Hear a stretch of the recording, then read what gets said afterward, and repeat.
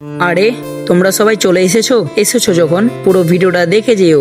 So hey guys, welcome back to my channel Masud fish aqua. তো আজকের এই ভিডিওটির মধ্যে তোমাদেরকে দেখাবো কিভাবে এই পুরাতন পানির জারগুলোকে দিয়ে এত সুন্দর মিনি ফিশ পন্ড বানানো যায়। তো আজকের এই ভিডিওটা তোমরা যদি পুরোটা দেখে নাও তাহলে আমার বিশ্বাস তোমরাও খুব সহজে বাড়িতে মিনি ফিশ পন্ড বানাতে পারবে। তো ভিডিওটিকে বেশি বড় করব না, তো চলো আজকের ভিডিওটিকে শুরু করা যাক।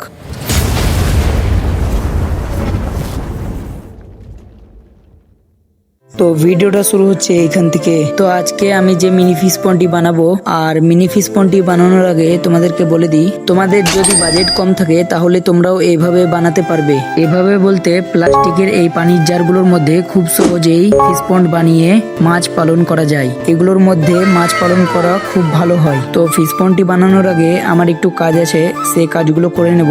কাজ বলতে এখন আমি যাব মাঠের দিকে, আর সেইখান থেকে আমি গিয়ে মাটি নিয়ে আসবো।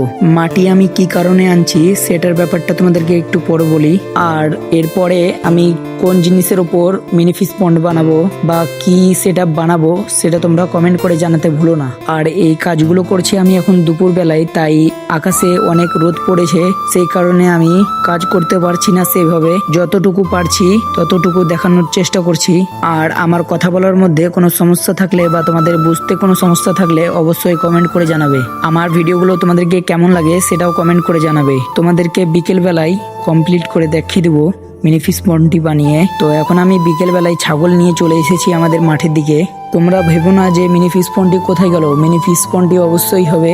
আর মিনি ফিশ পন্ডটির মধ্যে একটি কথা, যদি টাইম থাকে ভিডিওটাকে স্কিপ করে যেতে পারেন। তো চলুন ভিডিওটিকে শুরু করা যাক। সেটা অন্য কারণে করে রেখেছি, সেটা যখন বানাবো তখনই তোমরা দেখতে পাবে যে সেটা কি কারণে করেছিলাম, বা নেক্সট পার্টে বা মিনি ফিশ পন্ডটি বানিয়ে দেখাবো। আজকের মতো এতটাই। ভিডিওটা ভালো লাগলে অবশ্যই একটি লাইক করে দেবে, আর চ্যানেলে নতুন হয়ে থাকলে সাবস্ক্রাইব করে দেবে।